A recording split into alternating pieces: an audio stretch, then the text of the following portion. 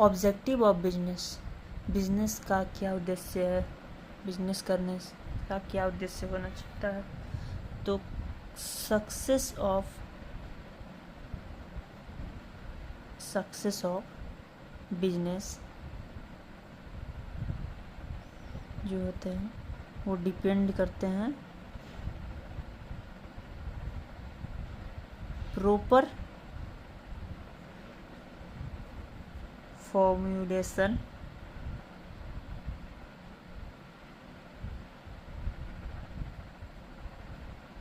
Of its objective. ठीक है, तो हम इसका ऑब्जेक्टिव हम देखते हैं। पहला इकोनॉमिक के थ्रू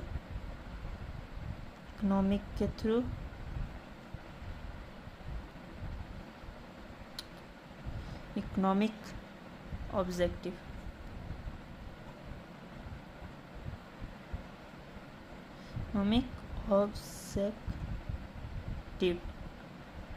ओके। तो देखते हैं हम इकोनॉमिक के थ्रू क्या क्या इसका ऑब्जेक्टिव होता है। इसलिए मैं इसको हाईलाइट कर देते हैं। इकोनॉमिक के थ्रू पहला ऑब्जेक्टिव होना चाहिए, सबसे फर्स्ट ऑब्जेक्टिव, कि हमारा अर्निंग प्रॉफिट मोटिव होना चाहिए इकोनॉमिक के थ्रू। फिर अर्निंग पॉइंट 1 होता है earning adequate profit.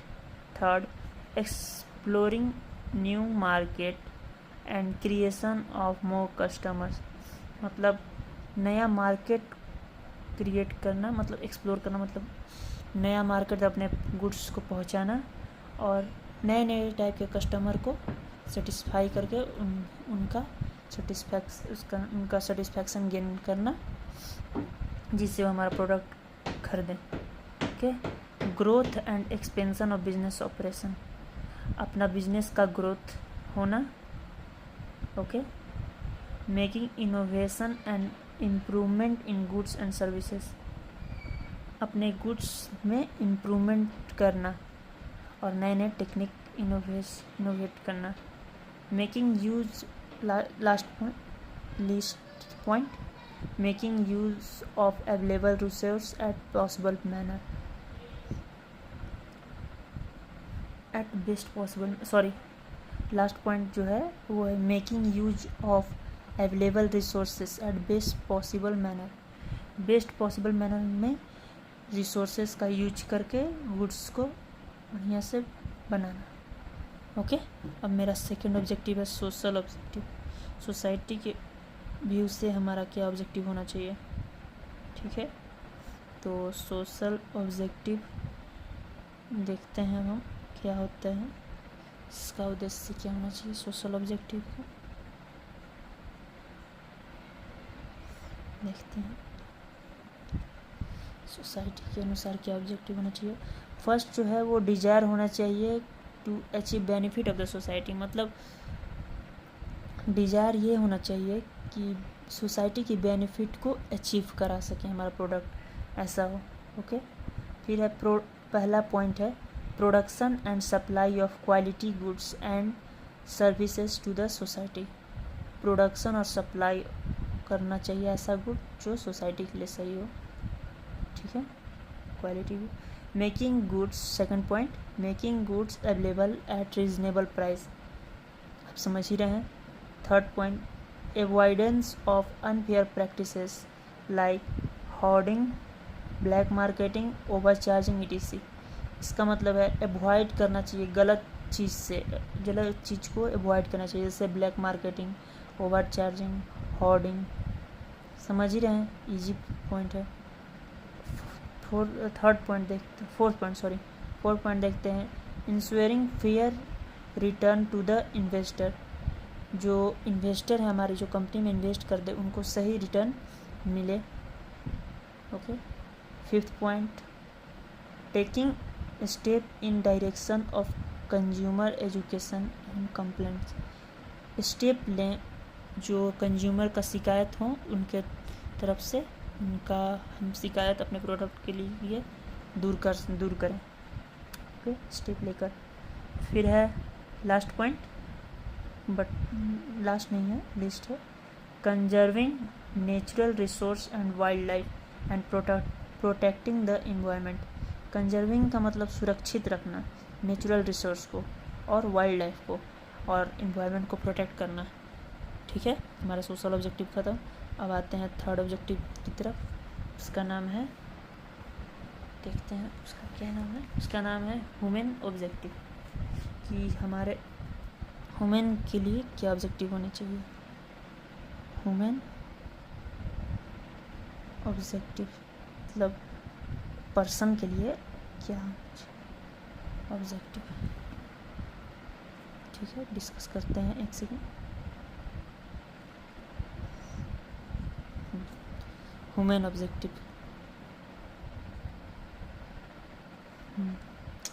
Human objective में मतलब safeguarding the interest of its employees and their welfare. मतलब जो हमारे कंपनी में काम करते हैं उनको सेफ गार्ड प्रोवाइड करना। जैसे point 1, providing fair remuneration and providing fair remuneration and incentives to the employee। समझ रहे हैं। Second point, arrangement of better working condition and proper work environment for the employee। Understand?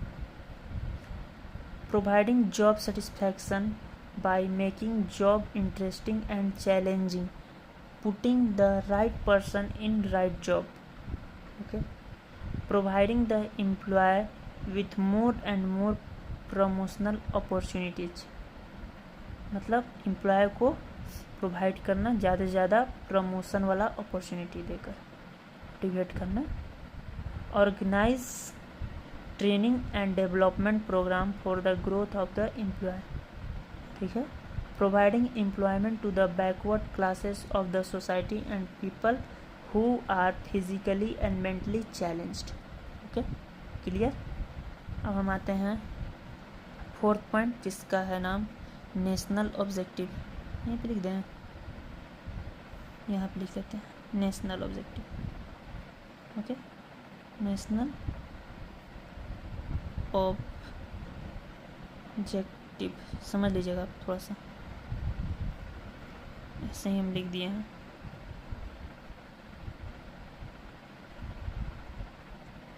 ठीक है ना। National objective मतलब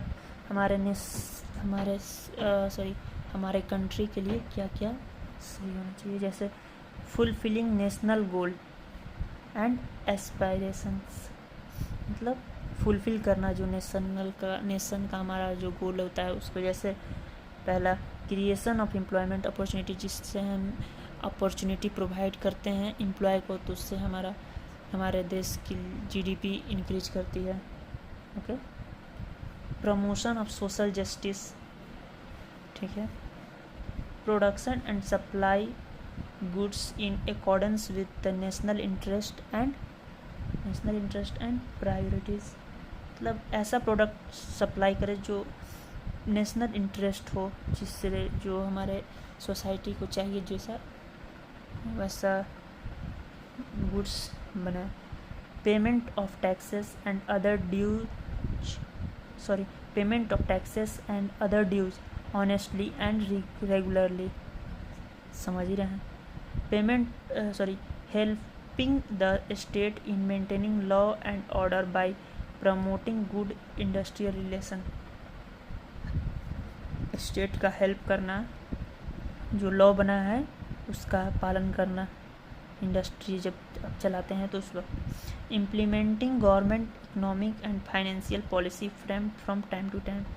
implement करते रहना government का जितनी पॉलिसी आते हैं समय समय पर, वो अपने फाइनेंशियल पॉलिसी में उसको सही से पालन करना। अब हम बात करते हैं लास्ट पॉइंट, जिसका नाम है ग्लोबल ऑब्जेक्टिव। ग्लोबल मतलब पूरे वर्ल्ड का ऑब्जेक्टिव के देखकर, वर्ल्ड का ऑब्जेक्टिव, वर्ल्ड के थ्रू हमारा क्या ऑब्जेक्टिव होना चाहिए। ठीक है, तो ये लास्ट पॉइंट है। तो हम बात करते हैं वर्ल्ड के थ्रू हमारा क्या होना चाहिए।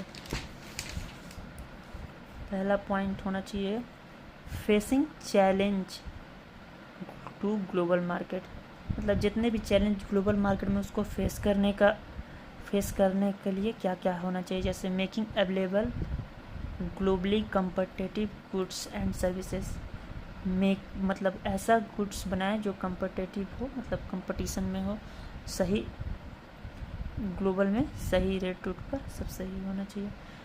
Reducing disparities among rich and poor nation by expanding it's opportunity. Disparities मतलब इक्वलिटी होना चाहिए पुअर और रिच के बीच, समझ गए, जैसे उनका भेदभाव नहीं हो, गुड्स सही बने, वही raise general standard of living, इनका स्टैंडर्ड जो होता है वो सही हो जाए। ओके, तो हमारा ग्लोबल ऑब्जेक्टिव भी ख़त्म हो गया आज। अब हम बात करेंगे इसके बाद अगला टॉपिक। Thank you.